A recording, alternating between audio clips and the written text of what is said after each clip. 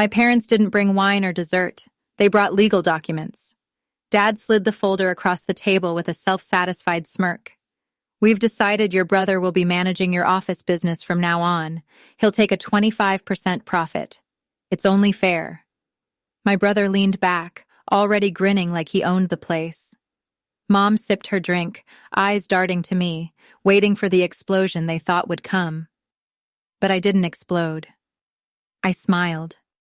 My name is Rachel Morgan. I'm 29 years old. And if you think you know how this ends, stay tuned. What happens when the family who thinks they're outsmarting you forgets you've been preparing for this moment all along? I picked up the paper slowly, flipping through the neat paragraphs, things still smelling fresh. They had planned this, printed it, rehearsed it. They thought I'd panic, that I'd beg them not to take what I built with my own hands. Dad tapped the table. Well, it's simple. You sign tonight, and starting next quarter, your brother will help with the accounts. You'll thank us later. I held back a laugh. Accounts? My brother had never balanced a checkbook in his life. Instead of arguing, I reached down, opened my briefcase, and slid out a folder of my own. Inside was the contract they had clearly forgotten existed, the one they signed years ago when I first took over the business. I flipped straight to the page I'd marked. Clause 4.3, I said calmly, sliding it across to Dad. He read it once, his face drained of color. Because Clause 4.3 was clear. Any attempt to reassign management without my consent voided their stake entirely. I leaned back, smiling. Looks like dinner's on me. The silence around the table stretched thin, broken only by the faint clatter of Dad's fork against his plate. His eyes scanned the clause again and again, as if the words might magically rearrange themselves. Mom leaned forward, her voice tight. Rachel, what is this supposed to mean? You're twisting things. This isn't what we agreed. I stayed calm. No, this is exactly what we agreed. Clause 4.3 clearly states that any attempt to reassign control without my written approval cancels all profit shares tied to family partners. Which means, Dad, that by trying to hand my business to your golden boy, you've just signed away your own rights. My brother's smirk vanished. That's ridiculous. Dad, tell her she can't do this. Dad's face was pale now, sweat gathering at his temples. He knew the truth. He was the one who had pushed me to draft that clause years ago when he thought it would protect him. He never imagined it would shield me instead. I leaned back, savoring the shift in the air. You wanted 25% for him. Now you get 0. You wanted control of my accounts. Now you've lost your own. Mom's voice cracked. Rachel, we're family. You can't just cut us out like this. I tilted my head. Funny. I thought family was supposed to support me, not ambush me with contracts at dinner. My brother slammed his fist against the table. You'll regret this. I smiled. No. For the first time in years, I won't. The papers between us were more than ink and signatures. They were proof that I wasn't the servant at their table anymore. I was the one who owned it. Dad's hands shook as he shoved the papers back into the folder, his jaw locked tight. This is a mistake. You don't understand the consequences, Rachel. If you go through with this, you'll embarrass all of us. I let out a short laugh. Embarrass you? You brought contracts to a family dinner and expected me to sign away my work like it was a hand-me-down sweater. You embarrassed yourselves. Mom leaned across the table, lowering her voice as if the walls might be listening. Listen to me. You're young. You don't know how to run a business properly. Your brother has contacts. He'll take it to the next level. I met her eyes coldly. Then why was I the one who doubled profits last year? Why was I the one paying off debts? You two racked up before I even took over. Her lips pressed tight, but she had no answer.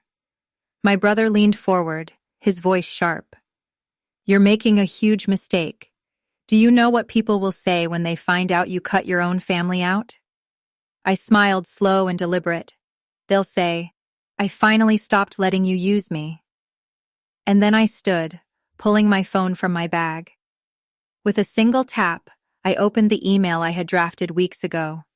The one with receipts, financial statements, and proof of every transfer I had made to cover their bills while they claimed credit. All queued up, ready to send. I slid the phone onto the table, screen glowing. Clause 4.3 is just the beginning. Try me again. And this goes out to every investor, every partner, every relative. And trust me, they'll believe the numbers more than your stories. Dad's face drained completely. The balance had shifted and they knew it. The air around the table was thick with panic. Dad's knuckles widened as he clutched the folder. You wouldn't dare send that email. It would destroy us. I raised an eyebrow. Destroy you, maybe. But me, it would only prove what I've carried all along. Your debts, your failures, your lies. My reputation would only get stronger. Mom reached for my wrist, her voice breaking. Rachel, stop this. You're our daughter. Families fight, but they don't burn each other down. I pull my arm back. Families also don't show up with ambush contracts at dinner. You didn't come here to talk. You came to steal. My brother scoffed, trying to recover some bravado. You think you've won just because of one clause? You don't get it. People respect Dad. They'll never believe you. I leaned forward, meeting his glare with a calm that made him flinch. You mean the same people who've already seen me expand the office, land clients you couldn't even spell, and pay off the loans Dad left behind? They don't need to believe me. They already do. Dad's jaw clenched so hard I thought it might crack. For once, he wasn't the man in control. He was cornered. I tapped the phone, still glowing on the table. Clause 4.3 erased your claim. This email erases your credibility. Both of them are ready whenever I decide. Silence. Heavy, suffocating, undeniable silence. Finally, Dad muttered, his voice barely above a whisper. What do you want? I sat back, folded my arms, and let the question hang. For years, I'd been the one asking for scraps of respect. Now, the power was mine, and I intended to use it. I let his question linger in the air. What do you want? For years, I'd wanted nothing more than recognition, a seat at the table as their equal. But now, watching them squirm, I realized the truth. I didn't need their recognition anymore. I had outgrown it. Still, I leaned forward slowly, letting them sweat. What I want, I said carefully, is for you to understand that I'm not the servant of this family. I'm not your safety net, and I'm not your scapegoat. The business is mine. Every contract signed, every client earned, every cent reinvested, it's mine. And from this day forward, it stays that way. Dad's face twitched, but he didn't interrupt. Mom's hands trembled as she set her glass down. My brother looked like he'd swallowed something sour. I continued, my tone sharper now. You've lived off my work long enough. No more family emergencies I'm expected to pay for. No more secret deals to lie in his pockets. I nodded toward my brother.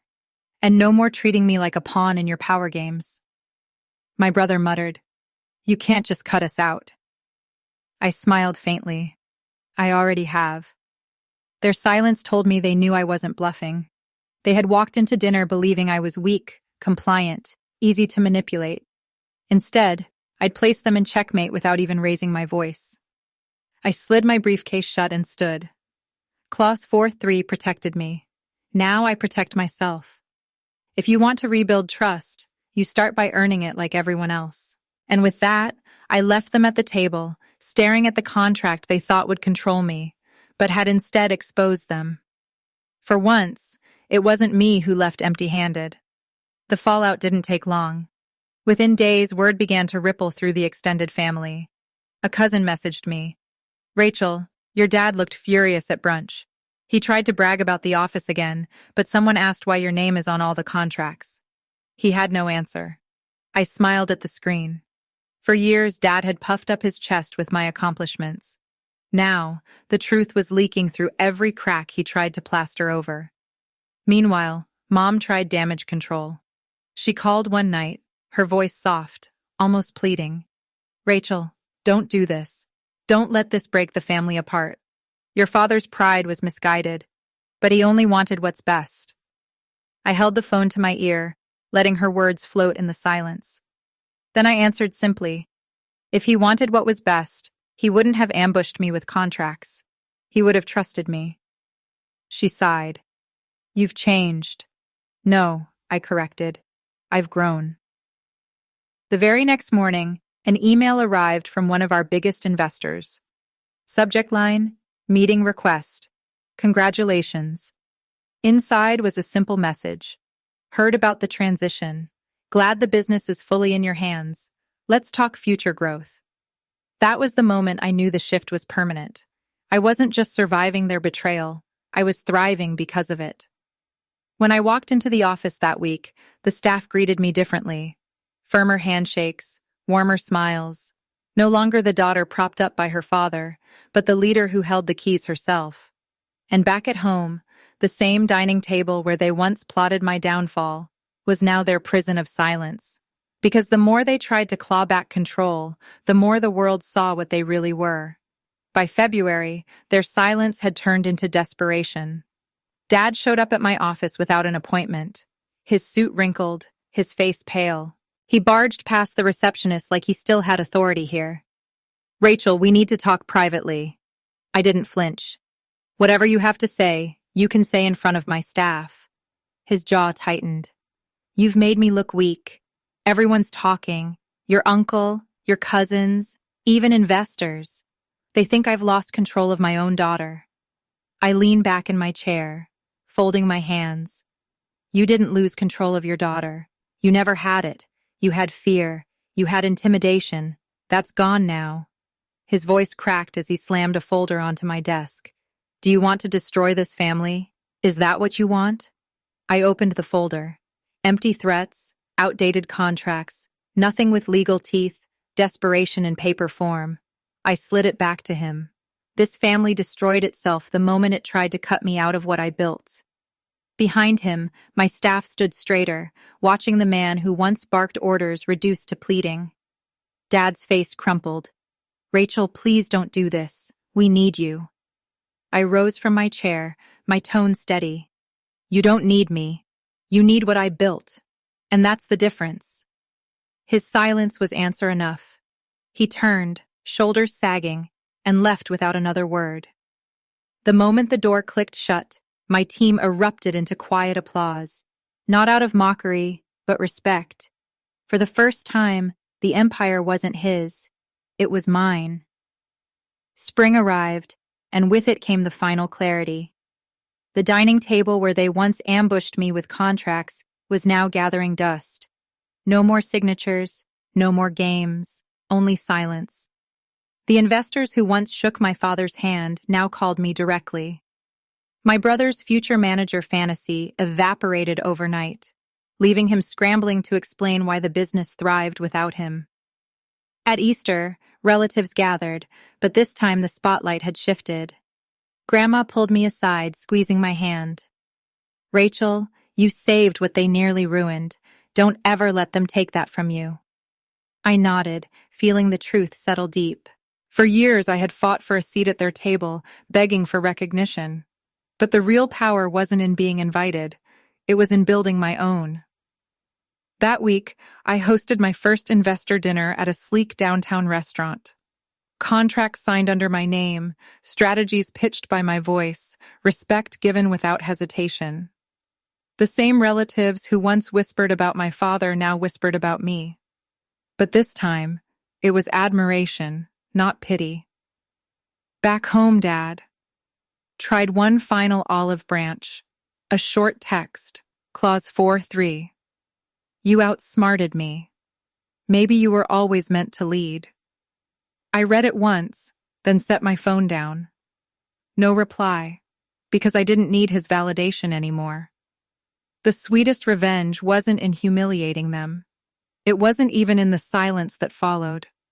It was in watching them realize I no longer belonged to their control. They thought they could bind me with contracts,